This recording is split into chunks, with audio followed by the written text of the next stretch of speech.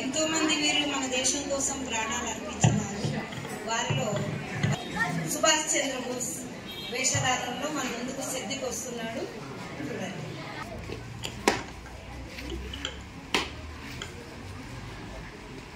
వీరులారా, ఈ ప్రపంచంలో మూల్యాన్ని చెల్లించకుండా దేనిని పొందలేదు. మన బలిదానాలతోనే స్వతంత్రం సిద్ధిస్తుంది. యుద్ధంతోనే స్వేచ్ఛని పొందగలం. రండి,